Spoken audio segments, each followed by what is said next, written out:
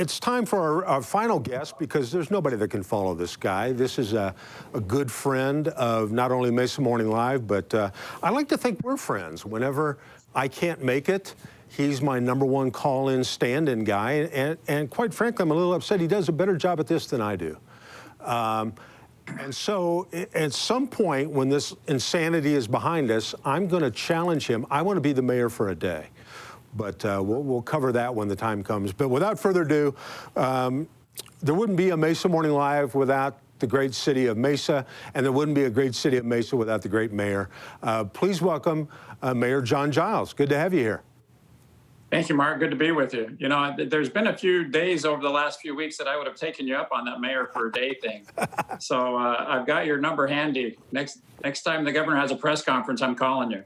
Well, you know, I'm here for you, John. I'm kind of in the on deck circle. All you got to do is let me know, and I'll step. Okay.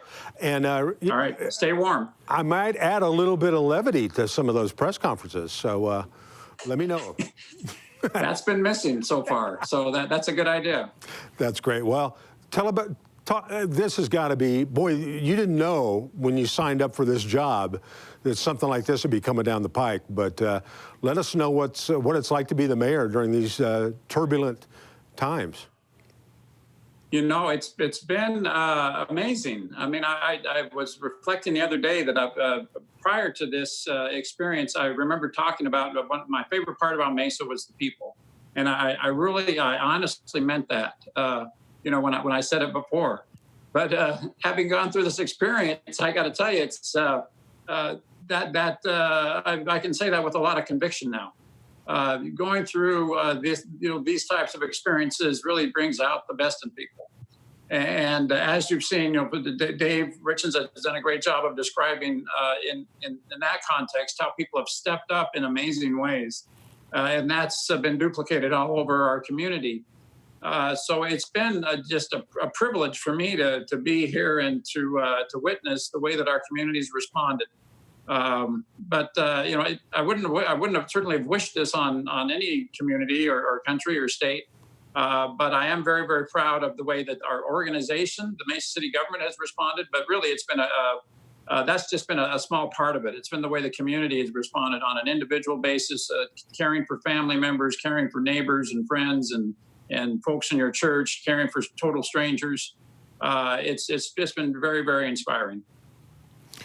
I know you've got a program called the Business Reemergence Program for Mesa Cares. Right. I know the title, but I don't know much more than that. What can you share about that? Well, just to back up a little bit, Mesa is a very large city, as you might know. We're over 500,000 people, so that means that we got direct funding from the federal government as part of the CARES Act, and about $90 million, to be honest with you. And that sounds like a wonderful blessing, and it is, but it's also a wonderful challenge. And so we as a community very quickly decided that we wanted to make sure that we use these very important tax dollars in the most effective way that we could. So we began immediately, before the money even got here, asking a lot of questions, making a lot of phone calls, trying to identify what are the needs of our community. And what we found out is people are very afraid. As Dave Richens indicated earlier, there's a lot. Number one was food insecurity. And so as Dave indicated, a big part of what we did was partnering with food banks and with restaurants. And we've pushed a lot of food, through Dave's organization and others to respond to that anxiety that people were experiencing about food insecurity. But also very much on their minds was financial insecurity and economic insecurity. And so, the part of the CARES Act was many. They have literally trillions of dollars that went into PPP and other programs to shore up the economy. But at the same time, a lot of that money was when we thought there were some businesses that were missing out, some small businesses, particularly in Mesa, that didn't qualify for federal assistance. So we initiated a Mesa Cares program and a small business assistance program. And so part of that was grants. We paid small businesses that were struggling and impacted by COVID. A couple of months, 3 months actually, of rent and utility assistance. And then after that program was resolved, we realized that a lot of businesses were struggling because they were maybe not as sophisticated as they were or could be. They could use somebody kind of looking over their shoulder, giving them advice, helping them with websites and helping them with accounting practices and just a lot of the things that small businesses kind of struggle with. So we have this mesaaz.gov/CARES Biz Tech Assistance Program.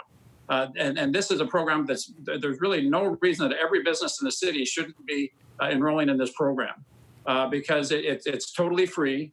But it's folks that are going to come into your business and help you get better at being a good business person, help you with setting up accounting systems, help you with websites, help you with whatever it is that you're struggling with.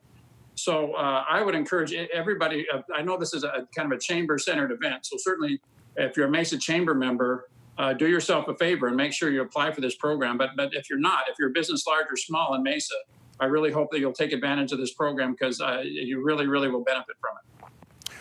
Well, I know that your passion and commitment is to make Mesa the best it can be as far as a place to work and raise a family and be in the business community. What can fellow Mesa residents do to help one another out during this tough time?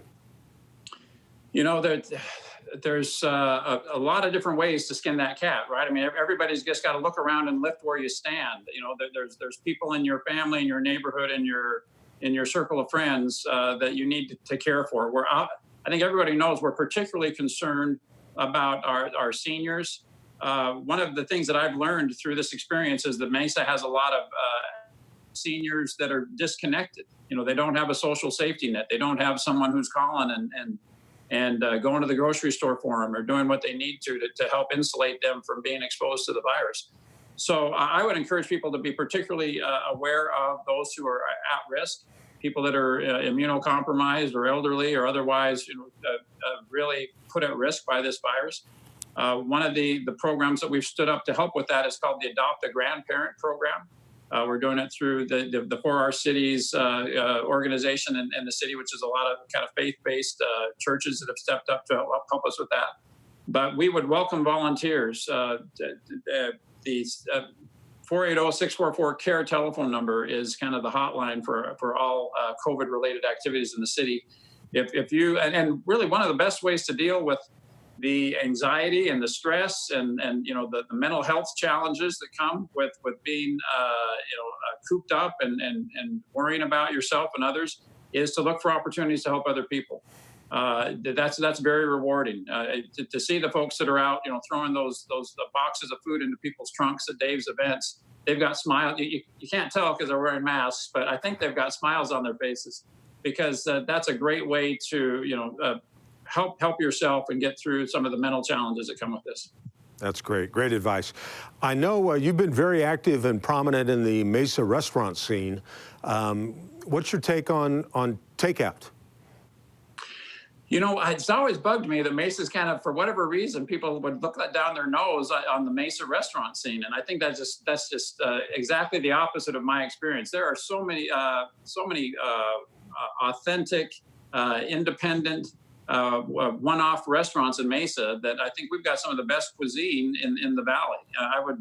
Anybody wants to complain about food in Mesa, I'll take them out, for dinner once a week, every night for a month, and they'll really get a kick out of it. So we have been doing our best to help. Obviously, that's a sector of our economy that's been particularly challenged by COVID.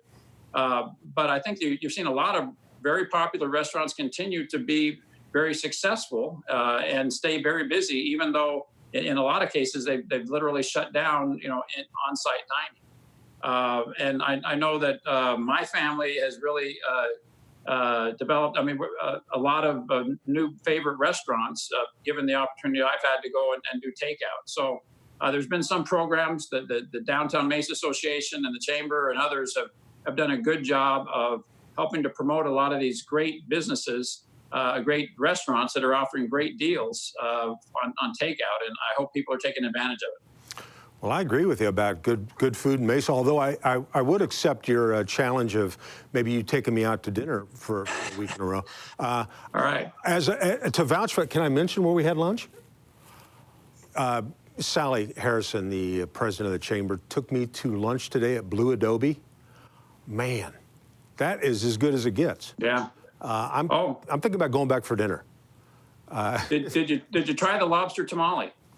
You know, I'm shellfish allergic. Otherwise, she had the crab cakes, and it was, you know, I have to social distance from shellfish, but I had the soft tacos, and Yeah. it's good. I've never had a bad meal in Mesa. Get out and eat. Support your. Yeah. And I'll tell you what, as a guy who makes his living in the public, there's a lot of people right now, servers and everybody that you don't see at a restaurant, that are hurting right now. So support them any way you can.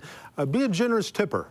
If you can go out with it, even if you're just taking takeout, that food doesn't magically fix itself and box itself up and put itself in the bag for takeout. So take care of your favorite restaurants and your favorite servers with an extra generous tip. It feels good. It'll come back to you. Amen. Yeah. Yeah. So, well, when this is all over, by the way, do you have any inside scoop? Do you know when this is all going to be over, Mayor?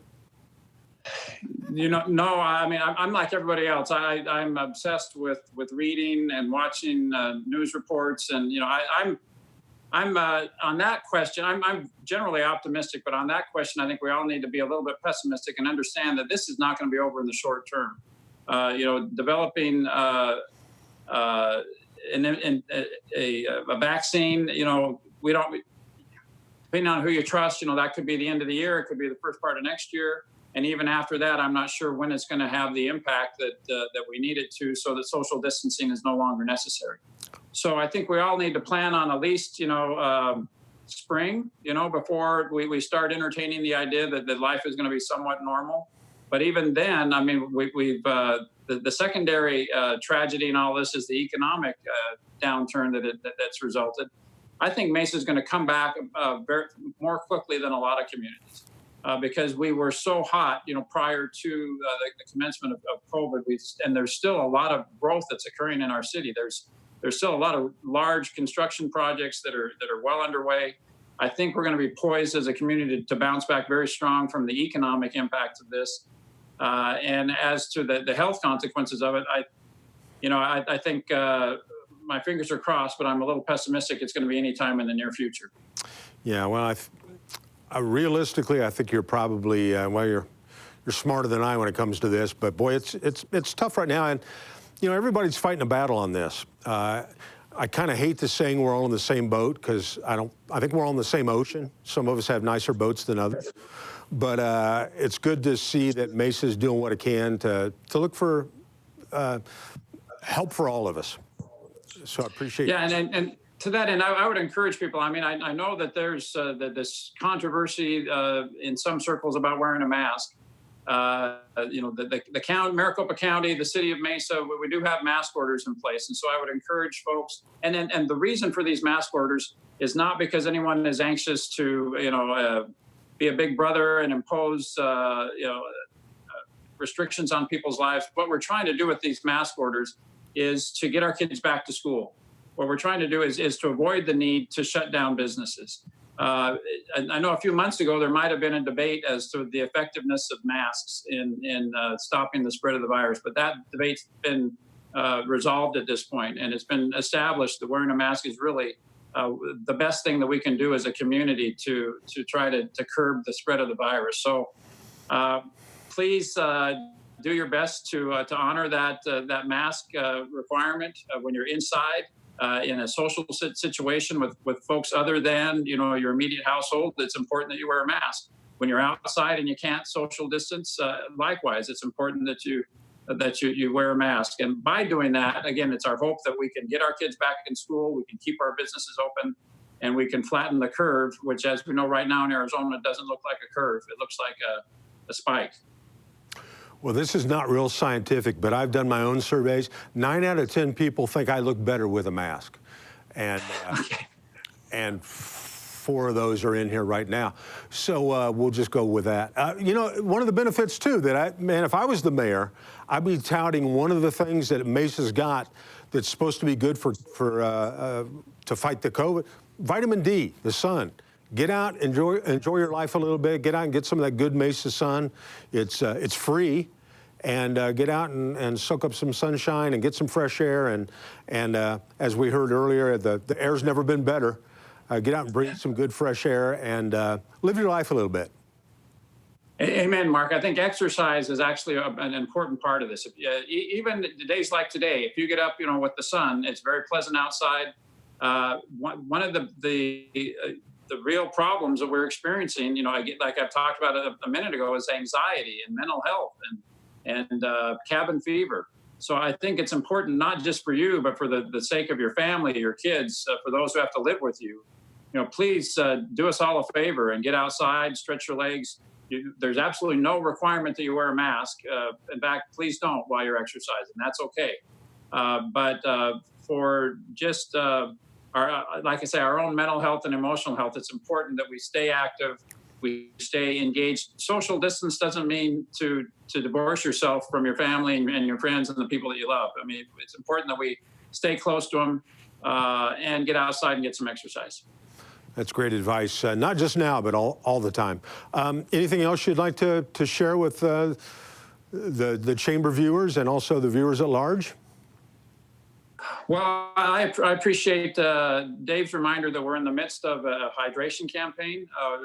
We've got a lot of folks that are at risk in this situation, even more so than they are on a normal in a normal scenario. So we've been using some of this CARES Act funding that I talked about earlier to address some of those populations, the homeless population being one, and the hydration campaign is really a matter of life and death for that population.